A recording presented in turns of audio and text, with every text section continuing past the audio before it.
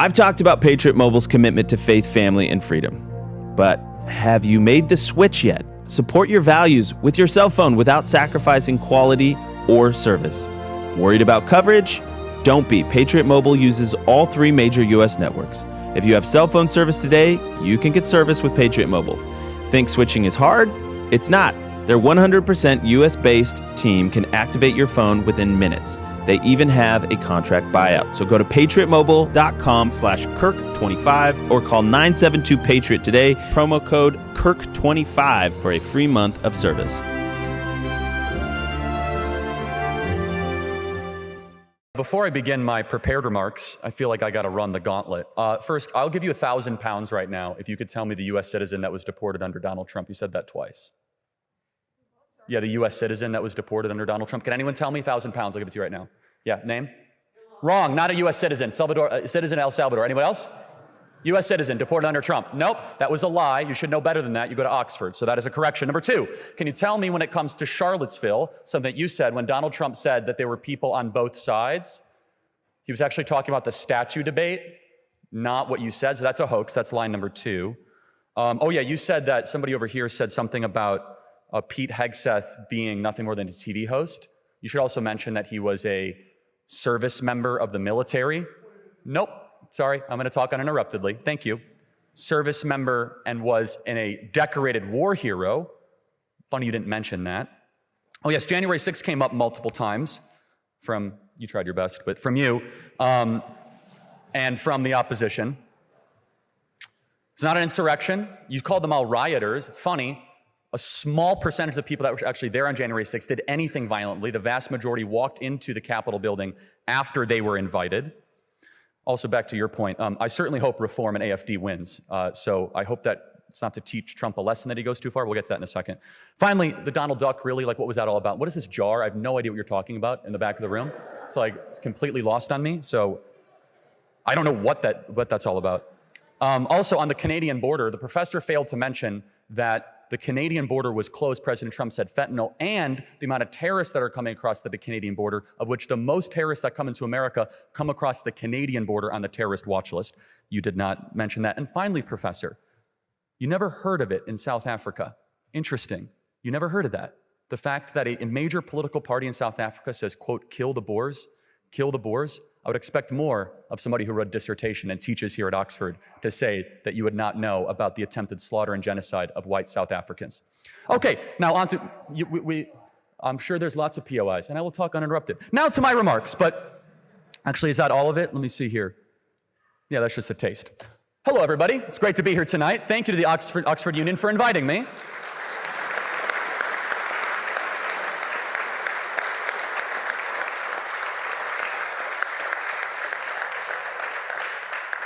I never went to university.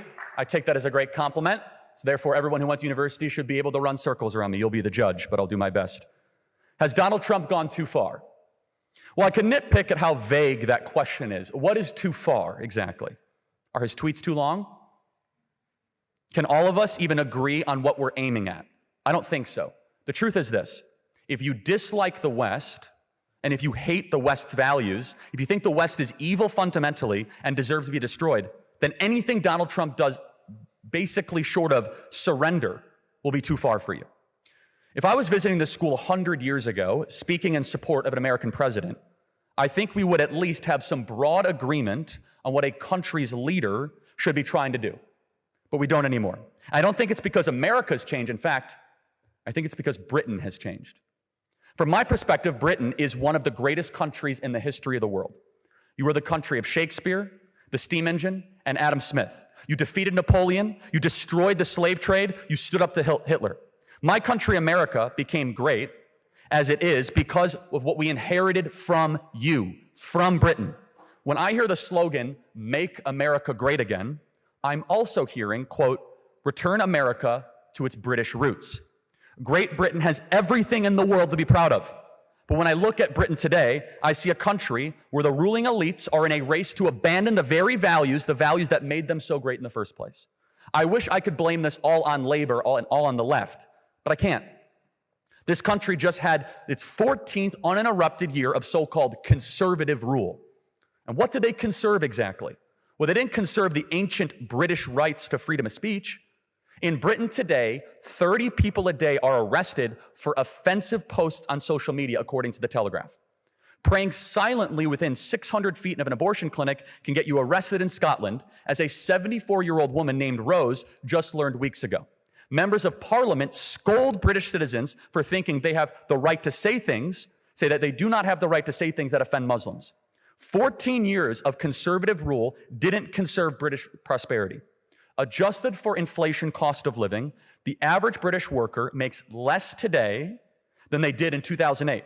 Outside of London, the British have lower incomes than every one of America's 50 states, and it never used to be this way. British industry pays 4 times as much for electricity as America does. You have the highest electricity rates in the world, a consequence of a choice of going net neutral. Nothing will kill a modern economy faster than high energy prices. And the country that invented the steam engine now has some of the highest energy prices on the planet. But above all, 14 years of conservative control didn't preserve the British nation. This country's conservatives thought it was their moral duty to allow anyone from the third world to move here. They didn't need to hold Western values. They didn't need to have useful skills. They could go on welfare immediately. Just last week, Keir Starmer announced he's changing the law to make sure immigrants who commit crimes are deported, because the conservatives never actually bothered passing that law themselves. The dying out of the British nation means the dying out of Christianity. Britain is the birthplace of Baptists, Methodists, Presbyterians, Anglicans, Quakers, and more. I would guess that more Christian denominations trace back to Britain than any other country. But soon, Britain will have more practicing Muslims than practicing Christians. I think that will be a catastrophic change, and everyone knows it. That's why it's only Muslims moving to Christian countries, never the other way around. I don't want America to go the way of Britain. I want us to remain free. I want us to remain rich and innovative. I want us to remain Christian. I don't want Americans to be replaced. But forget what I want. This is what the American people want. And in a democracy, the people are supposed to get what they want. The very same people that lecture us about democracy have a lot of problems with the consequences of democracy when the people vote a way that they don't like. And that's where Donald Trump comes in. When I was growing up, people would say that Britain was where America would be 10 or 20 years in the future. What they meant was that Britain was more left-wing than America, but we'd catch up eventually. That's just how things were over time, and nothing could stop it. I don't hear people saying that anymore. Donald Trump is the reason why. Almost alone, Donald Trump has changed the course of history. He's destroyed the assumption that the left's victory was inevitable. Under President Biden, more than 10 million illegal aliens entered America. Guides were published on TikTok explaining how to break into America. Say some magic words at the border, and nobody would stop you. Entire neighborhoods of American cities were turned over to migrants living on the dole. America was treated as a pile of wealth for the rest of the planet to plunder at will. Now that is all stopping. President Trump has cut border crossings, not 90%, not 99%, but 99.9%. For years, my country's leaders lied that the southern border was an unfixable mess. President Trump exposed them all as liars within weeks. But closing the door didn't fix the damage that Biden did. We have well over 10 million people in America who should not be in America. If somebody breaks into your home, you don't fix the problem by closing your door and locking it. Things aren't fixed until the burglar is kicked out.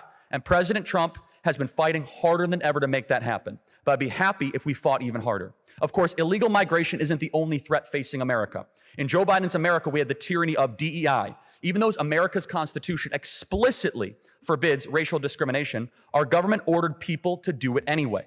People were denied jobs and denied promotions. Kids were shut out of universities based on the color of their skin rather than their ability.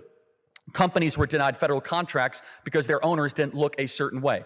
People who didn't discriminate enough in hiring could be sued by the government. Every company in America lived in fear of their government deciding to target them for offenses against DEI.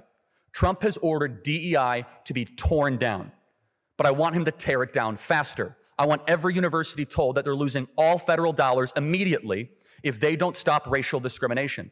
I want the Department of Justice to start auditing every federal contractor to find DEI and shut off contracts immediately wherever we find it. This is a kind of cancer that cannot be phased out. It must be ripped out from the core. The same goes for the toxic social contagion of transgenderism. In Joe Biden's America, public schools and medical organizations were co-opted into endorsing this insanity. They urge children just 10 years old or younger to take barely tested hormones and surgically alter their bodies. In some of America's liberal states, a parent who objects to their child's transition can lose custody. I've met detransitioners who escaped from this social poison. They tell me that getting sucked into the first place was the greatest mistake of their lives. President Trump has taken steps to stop promoting this lunacy. He's acted to protect women's sports, another POI I meant to make. She said it's only a couple dozen. 890 biological men have stolen awards, trophies, and championships from women in America. It's not a couple dozen. Over 890 women were displaced by pervert men. That's why I want Donald Trump's administration and why I support it. It's mostly what I've gotten, but I want more of it. I'll be honest. We, the American people, we want more deportations. We want more peace deals. We want more woke colleges defunded. We want more DEI parasites to lose their jobs. The American people voted to put America first. And you know what? You should all too. This is my final point. Do I have to stop?